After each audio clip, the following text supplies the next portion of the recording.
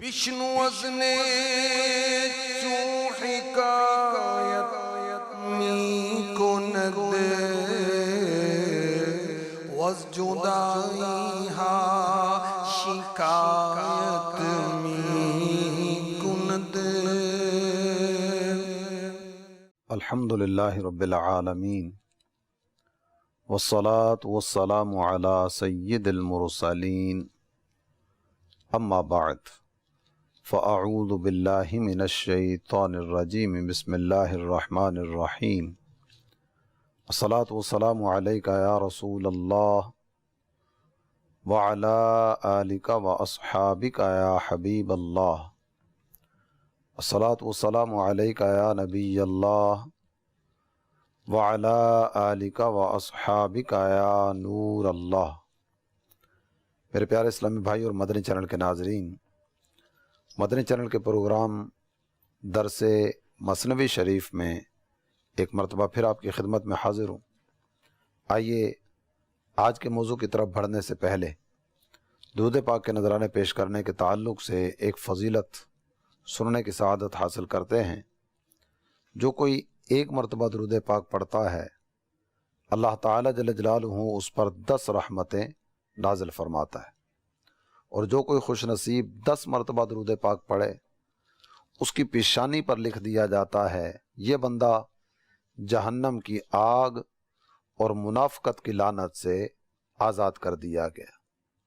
सल्लु अलल हबीब सल्लल्लाहु ताला अला मुहम्मद व अला आलिहि व सहबिहि व बारक वसल्लम। मेरे प्यारे इस्लामी भाई और मदनी चैनल के नाजरीन, एक इस्तिलाह इस्तेमाल की जाती है, कब्ज़ो बस्त। कब्ज़ो बस्त, इसको अगर हम बिल्कुल नॉर्मल अंदाज में या अपने अल्फाज में समझने की कोशिश करें तो हम अपने अल्फाज में इसको सुस्ती और चुस्ती इससे ताबीर कर सकते हैं। कब्ज़ वैसे भी तंगी को कहा जाता है, तो कब्ज़ मीन सुस्ती और बस्त इसका मतलब चुस्ती। सुस्ती और चुस्ती, इसको बाज़ किताबों में कब्ज़ो बस्त इन अल्फाज के साथ ताबीर किया गया। ख़ास तौर पर तसव्वुफ़ में आम तौर पर इसका इस्तेमाल किया जाता है। तो आज का हमारा जो उन्वान है, इसमें कुछ तज़किरा कब्ज़ो बस्त के ताल्लुक़ से होगा, और ज़्यादातर हमारी बातें जो है ये कब्ज़ के ताल्लुक़ से की जाएंगी, जो कि तसव्वुफ़ की इस्तिलाह में इस्तेमाल किया जाता है। कब्ज़ मतलब सुस्ती का आ जाना। चाहे इसमें भी एक चीज़ की तरफ अगर आपकी तवज्जो दिलाऊं तो बाज़ औक़ात ऐसा होता है कि जब बंदा गुनाह करता है, नाफरमानी करता है, कोई गलत काम उसकी तरफ कदम बढ़ाता है, कोई ऐसा काम करता है कि जो शरअन दुरुस्त नहीं होता, अल्लाह ताला जल्ल जलालुहु ने मना किया, उसके प्यारे हबीब सल्लल्लाहु ताला अलैहि व आलिहि वसल्लम ने मना किया, शरीयत मुतहरा ने जिस काम से मना कर दिया ना, उस काम का इस बंदे से इर्तिकाब हो गया। आप देखते होंगे कि वो काम करने के बाद दिल में ना कुछ बेचैनी और घबराहट वाली कैफियत पैदा होती है। ये घबराहट और बेचैनी जो दिल में महसूस होती है ना, इसको भी कब्ज़ से ताबीर किया जाता है। और इसको अगर आप थोड़ा सा मज़ीद आगे समझने के लिए बढ़ें तो बाज़ औक़ात गुनाह करने वाला, मैं चंद चीज़ों का तज़किरा भी कर देता हूँ, किसी को धोखा दे दिया और सामने वाले को बिल्कुल समझ ही नहीं आई कि आपने उसके साथ क्या किया। वो तो नहीं समझ सका, लेकिन ये धोखा देने के बाद दिल की कैफियत पर अगर थोड़ी देर के लिए गौर करें ना कि दिल की कैफियत क्या है, तो बाज़ औक़ात घुटन घुटन सी दिल में महसूस हो रही होती है। एक आदमी ने चोरी की, चोरी करने के बाद वो माल चुरा कर जा रहा है। जो टारगेट लेकर आया था ना, वो तो अचीव कर लिया, मकसद पूरा कर लिया, जो करना चाहता था वो कर लिया। सामने वाले का मोबाइल छीनना था, छीन लिया, उसकी गाड़ी छीननी थी, छीन ली, उसकी जेब खाली करवानी थी, करवा ली, जो करना था ना वो कर लिया। टारगेट तो अचीव हो गया, लेकिन अब दिल की कैफियत पर अगर गौर करें ना कि कल्बी कैफियत क्या है, तो दिल में एक घबराहट और बेचैनी सी होती है। حالانکہ یہ بندہ پکڑنے والوں کی پہنچ سے نکل چکا ہے. نہیں، ایک ہے یہ آگے آگے بھاگ رہا ہے، لوگ پیچھے لگے ہوئے ہیں، وہ گھبراہٹ ہے، بے چینی ہے، پکڑ لیا تو پتہ نہیں کیا ہوگا، ماریں گے، پولیس کے حوالے کریں گے، کوئی اور میرا نقصان میرا کرنے کرانے کا سلسلہ کریں گے. ایسا کچھ بھی نہیں ہے. اس نے چوری کی اور محفوظ مقام پہ پہنچ گیا. نہیں، اگر کوئی اس کا پیچھا کرنے کے لیے بھی نکلے نا تو یہ کسی کو پکڑا ہی نہیں دے گا ایسے ماحول میں. اب بھی اگر یہ دل پر غور کرے گا نا تو اس کے دل میں گھبراہٹ اور بے چینی اس کو محسوس ہو رہی ہوگی. یہ گھبراہٹ اور بے چینی کیا ہے؟ ملاوٹ کا لین دین کیا، پیسے ہاتھ آ گئے.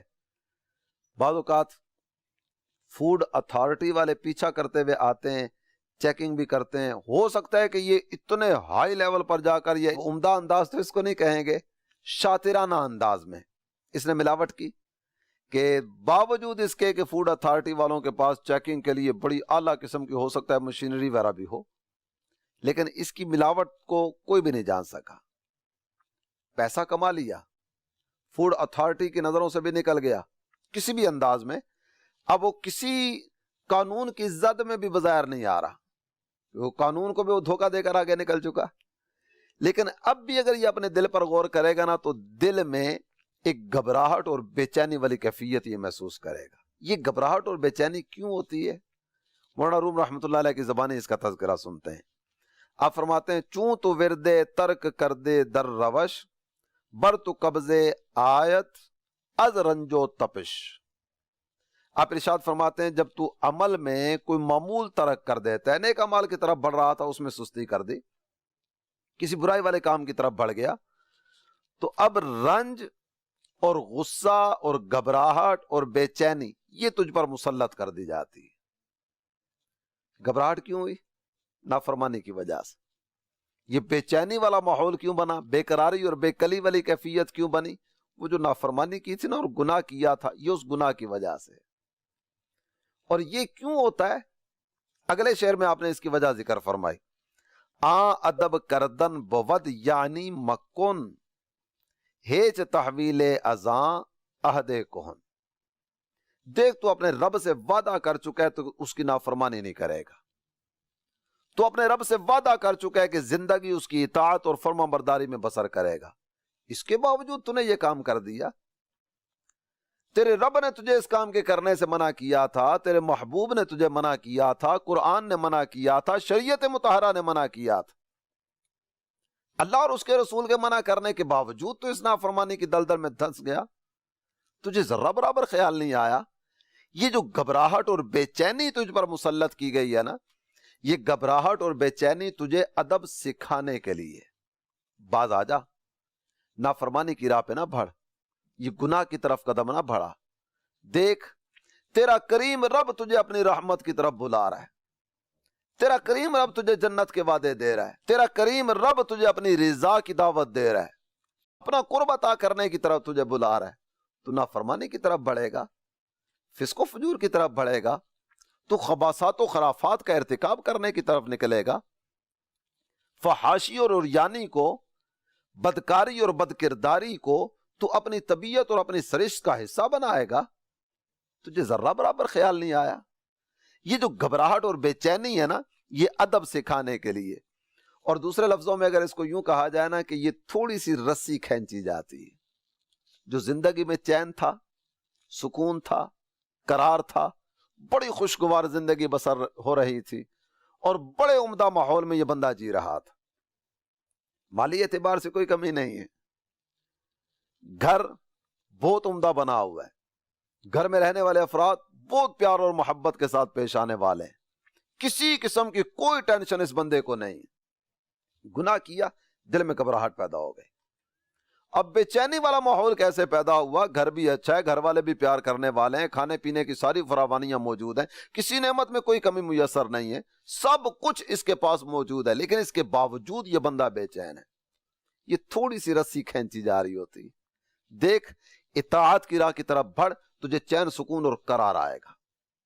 چھوڑ دے نافرمانی والے کاموں کو، آنا اپنے رب کی بارگاہ میں، چل اپنے رب کی بندگی بجا لانے کی طرف.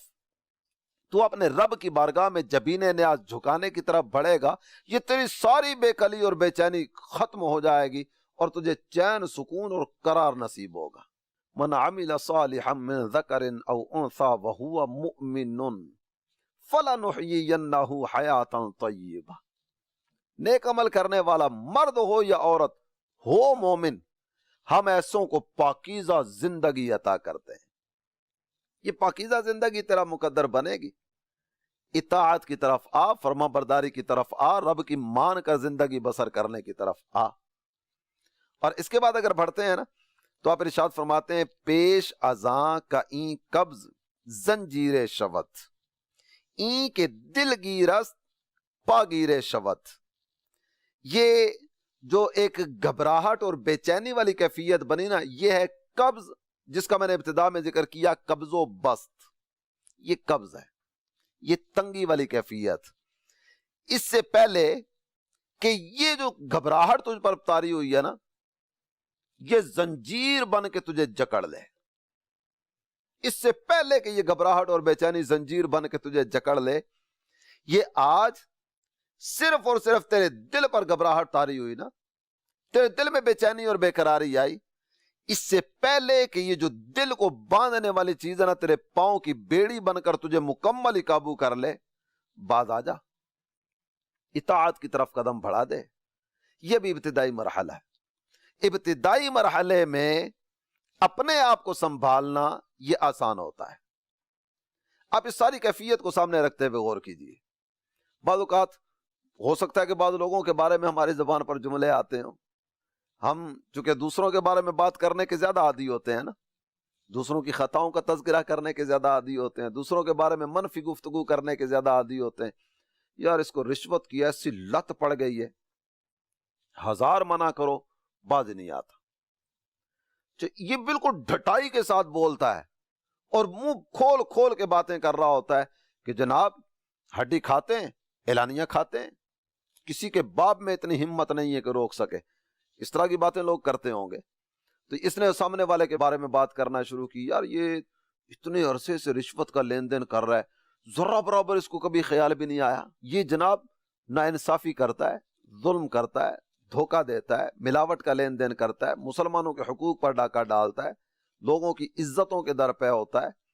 اور کوئی مذہبی آدمی بھی اس کے سامنے چلا جائے نا تو اس کی بھی ذرہ برابر کو لحاظ کرنے کی صورت اس کے ہاں نہیں ہوتی.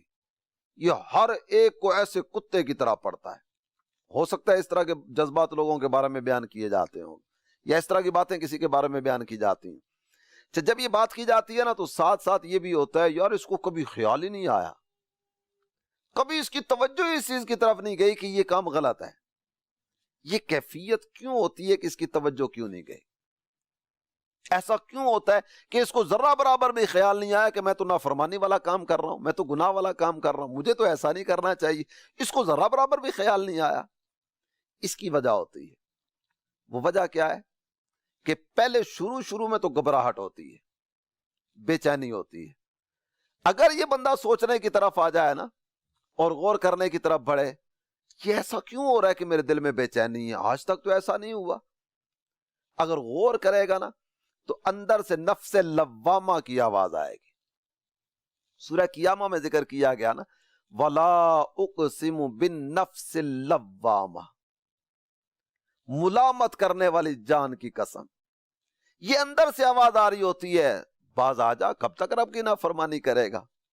دیکھ اب تو تیرے بال بھی سفید ہونا شروع ہو گئے، اب تو تیری بینائی بھی کمزور ہونا شروع ہو گئی، اب تو دانت بھی جھڑنا شروع ہو گئے، اب تو کمر میں خم آنا شروع ہو گیا. دیکھ اتنی زندگی کے سال تو نے گزار دیے، تو 20 سال کا ہو گیا، 25-30 سال کا ہو گیا، 30 سال کی زندگی گزار دی. اس کے بعد پتہ نہیں کب تک دنیا میں جینا ہے، کب تک نافرمانی کرے گا.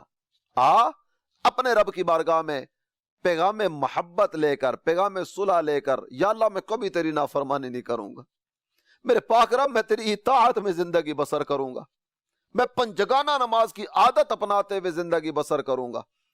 قرآن نے جس کام کے کرنے کا کہا وہ کروں گا، جس کام سے منع کیا اس سے باز آ جاؤں گا. تیرے محبوب نے جس کام کا کہا وہ کروں گا، جس سے منع کر دیا باز آ جاؤں گا. یہ اندر سے آواز آتی، یہ ابتدا میں یہ کیفیت ہوتی ہے. اور یہ اندر ایک پوری جنگ چل رہی ہوتی ہے. ایک قوت نیکی کی طرف بھلا رہی ہوتی ہے، اور دوسری قوت برائی کی طرف اکسا رہی ہوتی ہے۔ دیکھ لذت بڑی ہے، دیکھ نظارہ کتنا پیارا ہے، دیکھ پیسہ بڑا ملے گا، دنیا کی دولت تجھے مل جائے گی، تجھے شہرت مل جائے گی، تجھے عزت مل جائے گی، تجھے پیسہ مل جائے گا، کیسے خوبصورت نظارے دیکھنے کو ملیں گے، آنا اس گلی کی طرف، آنا اس رستے کی طرف۔ شیطان اپنی قوت کا مظاہرہ کرتے ہوئے اس کو نافرمانی کی طرف بڑھا رہا ہوتا ہے۔ ان النفس لامارۃ بالسوء، یہ نفس اس کو برائی کی طرف اکسا رہا ہوتا ہے۔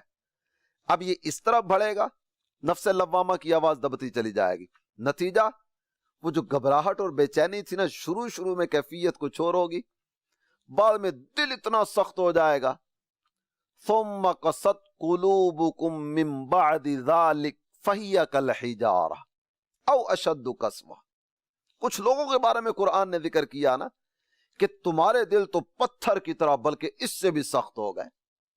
جب یہ کیفیت طاری ہو جاتی ہے نا، تو اب جتنی بھی باتیں کرتے چلے جاؤ وہ باتیں سمجھ نہیں آتی، ذرا برابر اثر نہیں ہوتا۔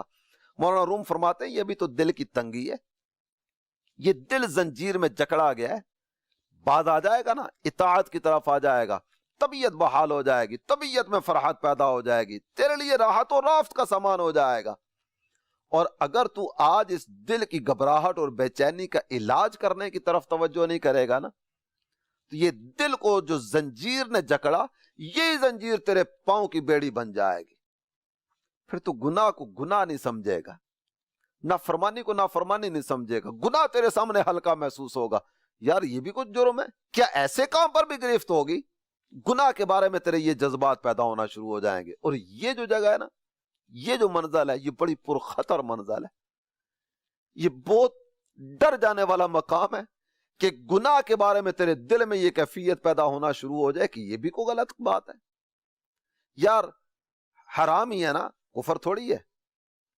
یہ جملے لوگوں کی زبان پر آتے ہوں گے نا، حرام ہی ہے، کفر تھوڑی ہے، لیکن اس چیز کی طرف توجہ نہیں جاتی کہ یہ فعل حرام تجھے کفر کے دروازے پر لا کر کھڑا کرے گا۔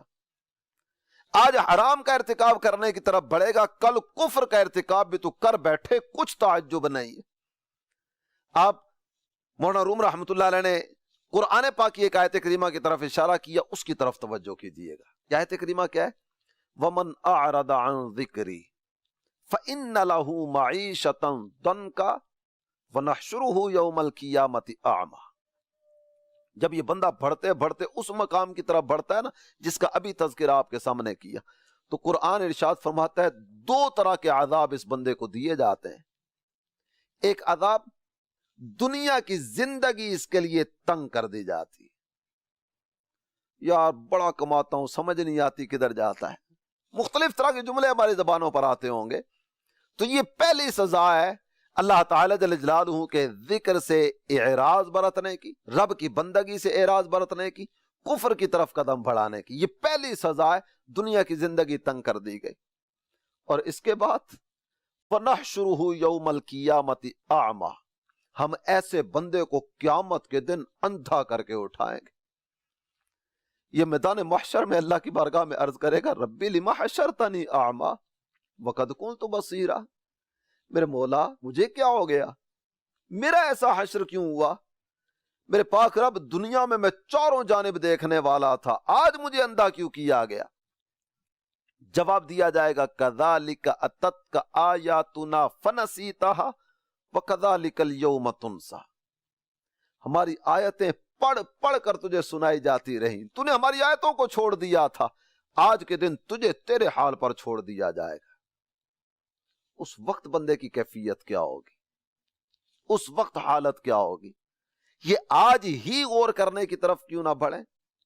یہ جو دل میں ہلکی سی بھی بے چینی اور بے کلی والی کیفیت پیدا ہوتی ہے نا، ڈاکٹر سے رجوع کرو، کسی اچھے مشیر سے مشورہ کرو، کسی اچھے آدمی سے رابطہ کرو۔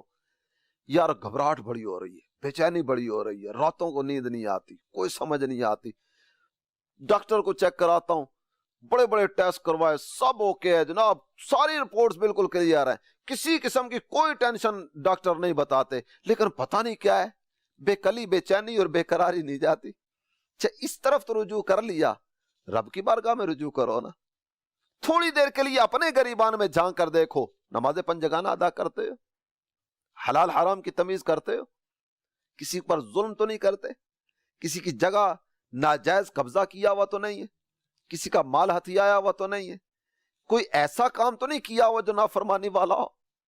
जब किसी गरीब के दिल से आह निकलती है ना, तो ये नस्लों को बर्बाद कर देती है। जब किसी मजलूम की फरियाद निकलती है ना, तो लैसा बैनहु व बैनल्लाहि हिजाबुन, याद रखना ये मजलूम के मुंह से निकलने वाला जुमला, इसकी और कबूलियत के दरमियान कोई पर्दा नहीं है। ये रब की बारगाह में फरियाद करता है, इसकी फरियाद कबूल की जाती है, और जिसके बारे में अर्ज करता है ना, फिर उसका और इसके रब का मामला होता है। आमतौर पर एक जुमला कहा जाता है ना कि जनाब इसका बैकग्राउंड बड़ा मजबूत है, इसका फैमिली स्टेटस बहुत जबरदस्त है, इसको हाथ नहीं लगाना, इसके बारे में बात नहीं करना, इसके बारे में सोचना नहीं है, इसका कोई बाल भी बीका नहीं कर सकता, इसलिए कि इसके पुष्ट पर फुला खड़ा है। मजलूम को किसकी रहमत ढांपे हुए, क्या इसकी तरफ तवज्जो नहीं गई? लैसा बैनहु व बैनल्लाहि हिजाबुन, ये मेरे आका फरमा चुके हैं, इसकी मुंह से निकलने वाली फरियाद और कबूलियत के दरमियान कोई पर्दा नहीं। और इसके बाद मौलाना रूम रहमतुल्लाह अलैह ने वही बात जो इब्तिदा में आपके सामने अर्ज की है उसका तज़किरा किया। आप कहते हैं दुज़्द चूं माले कसारा मी बरत, कब्ज़ो दिल तंगी दिलशरा मी खलत। जब ये लोगों का माल लेकर जा रहा होता है ना चोर, ये लोगों का माल हथिया कर लेकर जा रहा है, तो ये कब्ज की वजह से, वही कब्जो बस जिसका तज़किरा आपकी खिदमत में अर्ज किया, इसके दिल में ना एक तंगी, बेचैनी, बेकरारी और बेकली होती। टारगेट तो अचीव हो गया, जो करना चाहता था वो तो कर लिया, माल तो हथिया लिया, लेकिन दिल में सुकून नहीं, दिल में करार नहीं है, बेचैनी वाली कैफियत। और ये बार बार यही सोच रहा है, यार ये बेचैनी किस वजह से? पैसे की कोई कमी नहीं है, लेकिन घबराहट बहुत होती है, रकम की कोई टेंशन नहीं है, नींद नहीं आती, किसी किस्म की घर में कोई परेशानी नहीं है, लेकिन बेकरारी है कि जाने का नाम नहीं लेती। गौर तो करो ये बेकरारी किस वजह से है, इसके असबाब पर गौर करो ना, इसकी वजूहात पर गौर करो, और जो वजूहात सामने आती हैं उन वजूहात को मिटाने और निकालने की तरफ बढ़ जाओ। कुछ माली कमी हो जाएगी ना, सामने वाले का हक अदा करने की वजह से, हक अदा कर दो। अल्लाह की इताअत की तरफ कदम बढ़ाओगे ना, अल्लाह की रहमतें तुम्हें महरूम नहीं रखेंगी। अल्लाह ताला अमल की तौफीक अता फरमाए। इसके ताल्लुक से यूं तो कई एक बातें मजीद जिक्र फरमाई गई हैं, लेकिन प्रोग्राम का वक्त अपने इख्तिताम पर है। अल्लाह ताला हमें अमल की तौफीक अता फरमाए, और अल्लाह करे कि हम अपने रब की बारगाह की तरफ रुजू लाने वाले बन जाएं।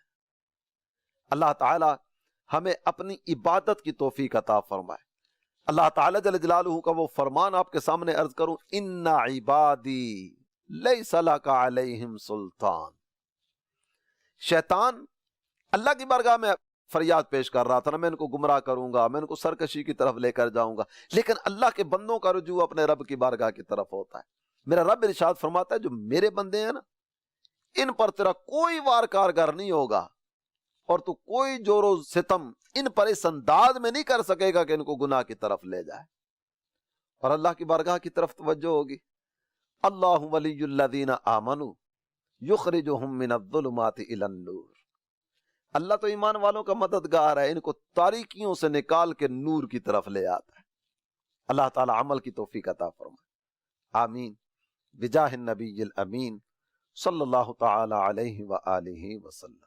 विष्णु वज़्ने चूं हिकायत मी कुनद वज़ जुदाई हा शिकायत